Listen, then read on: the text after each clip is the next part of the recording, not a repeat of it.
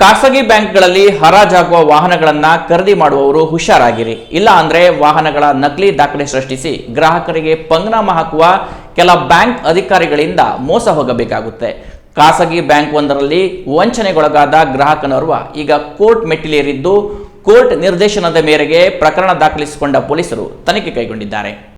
ಹೌದು, ಕುಮಟಾ ಪಟ್ಟಣದಲ್ಲಿ ಶಾಖೆ ಹೊಂದಿರುವ ಶ್ರೀರಾಮ್ ಫೈನಾನ್ಸ್ ಸಂಸ್ಥೆಯ ವಿರುದ್ಧ ವಿನೋದ್ ದೇಶಭಂಡಾರಿ ಎಂಬುವರು ಇಲ್ಲಿನ ಜೆಎಂಎಫ್ಸಿ ನ್ಯಾಯಾಲಯದಲ್ಲಿ ಖಾಸಗಿ ದೂರನ್ನು ದಾಖಲಿಸಿದ್ದಾರೆ.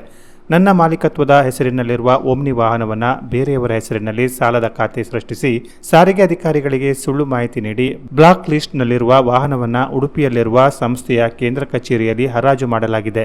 ಈ ಪ್ರಕರಣದಲ್ಲಿ ವಿನೋದ್ ದೇಶಭಂಡಾರಿ ಅವರ ಮಾಲೀಕತ್ವದಲ್ಲಿರುವ ಓಮಿನಿ ವಾಹನದ ಮೇಲೆ ಸೋಮಶೇಖರ್ ಎಂಬ ವ್ಯಕ್ತಿಗೆ ಹೇಗೆ ಸಾಲ ನೀಡಿದ್ರು, ಆತ ಈ ಸಾಲದ ಹಣ ಕಟ್ಟಿಲ್ಲ ಎಂದು ಮತ್ತೆ ಹರಾಜು ಮಾಡಿ ಅದರಿಂದ ಬಂದ ಹಣವನ್ನು ಸಾಲಕ್ಕೆ ಮರುಪಾವತಿ ಮಾಡಿಕೊಳ್ಳುವ ಮೂಲಕ ಸಾರಿಗೆ ಅಧಿನಿಯಮ ಕಾನೂನಿನ ಸ್ಪಷ್ಟ ಉಲ್ಲಂಘನೆಯಾಗುವ ಜೊತೆಗೆ ಆರ್ಟಿಐನ ನಿರ್ದೇಶನವನ್ನು ಕೂಡ ಗಾಳಿಗೆ ತೂರಲಾಗಿದೆ ಎಂಬುದು ದಾಖಲೆಗಳನ್ನು ಪರಿಶೀಲಿಸಿದಾಗ ತಿಳಿದುಬರುತ್ತದೆ.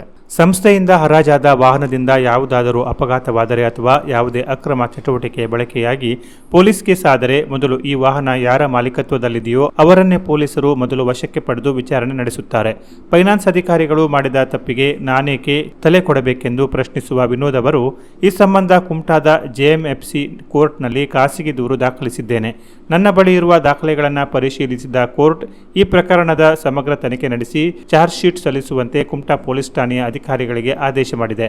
ಕೋರ್ಟ್ ಆದೇಶ ಮಾಡಿ 9 ತಿಂಗಳಾದರೂ ಈವರೆಗೂ ಕೋರ್ಟ್ಗೆ ಪೊಲೀಸ್ ಅಧಿಕಾರಿಗಳು ಚಾರ್ಜ್ ಶೀಟ್ ಸಲ್ಲಿಸಿಲ್ಲ.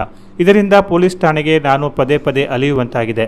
ನನಗೆ ವಂಚಿಸಿದ ಸಂಸ್ಥೆಯ ಅಧಿಕಾರಿಗಳ ವಿರುದ್ಧ ಶೀಘ್ರ ಕ್ರಮವಾಗಬೇಕು. ನನಗಾದ ನಷ್ಟಕ್ಕೆ ಸೂಕ್ತ ಪರಿಹಾರ ಕೊಡುವ ಜೊತೆಗೆ ನನಗಾದ ವಂಚನೆ ಇನ್ಯಾರಿಗೂ ಆಗಬಾರದು.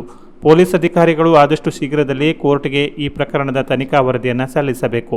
ಈ ಮೂಲಕ ನನಗೆ ನ್ಯಾಯ ಒದಗಿಸಬೇಕೆಂದು ಪೊಲೀಸ್ ಅಧಿಕಾರಿಗಳ ಬಳಿ ನಾನು ವಿನಂತಿ ಮಾಡುತ್ತೇನೆ ಎಂದು ವಿನೋದ್ ದೇಶಭಂಡಾರಿ ಅವರು ತಿಳಿಸಿದ್ದಾರೆ.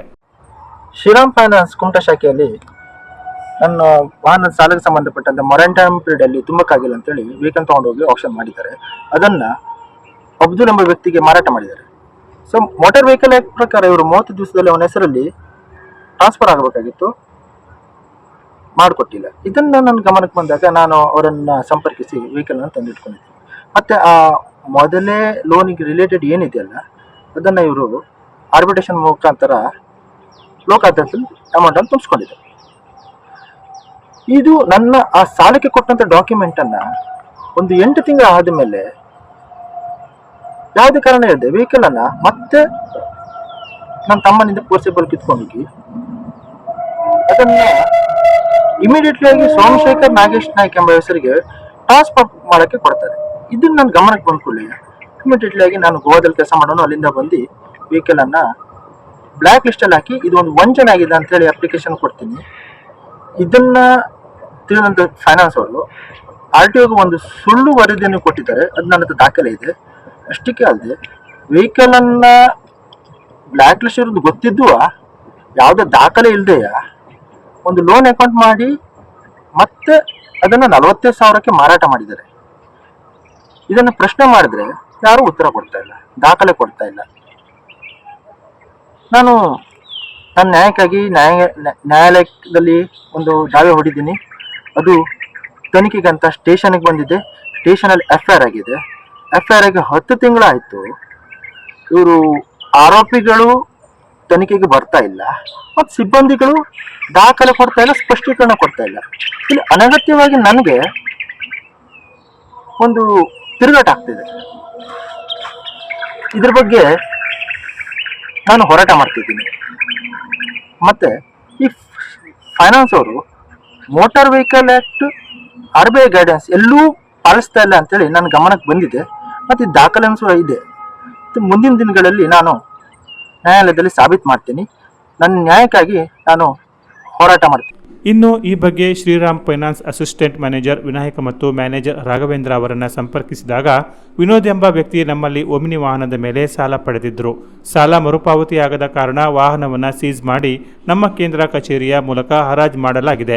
ಅದೇ ವಾಹನದ ಮೇಲೆ ಸೋಮಶೇಖರ್ ಎಂಬ ವ್ಯಕ್ತಿಗೆ ಸಾಲ ನೀಡಿ ಸಾಲ ಮರುಪಾವತಿ ಮಾಡದ ಕಾರಣ ಮತ್ತೆ ಅದೇ ವಾಹನವನ್ನು ಸೀಜ್ ಮಾಡಿ ಹರಾಜು ಮಾಡಲಾಗಿದೆ. ಫಾರಂ ನಂಬರ್ 29, 30 ಮತ್ತು 35 ಅಲ್ಲಿ ವಿನೋದ್ ನೀಡಿದ ಸಹಿ ಆಧಾರದ ಮೇಲೆ ಈ ಹರಾಜು ಮಾಡಿದ್ದೇವೆ ಎಂಬುದು ನಮಗೆ ತಿಳಿದ ವಿಷಯವಾಗಿದೆ. ಅಲ್ಲದೆ ಈ ಸಾಲದ ಪ್ರಕ್ರಿಯೆ ನಡೆದ ಅವಧಿಯಲ್ಲಿ ನಾನು ಇರಲಿಲ್ಲ ಎಂದು ಮ್ಯಾನೇಜರ್ ರಾಘವೇಂದ್ರ ತಿಳಿಸಿದ್ದಾರೆ.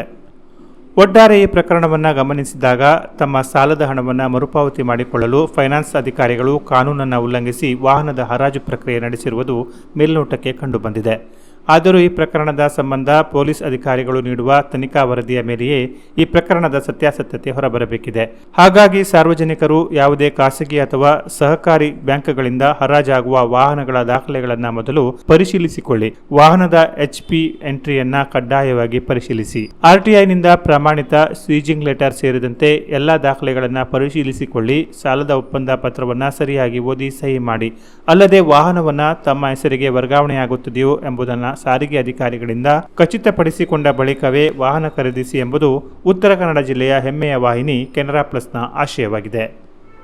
Canara plus news, Kumta.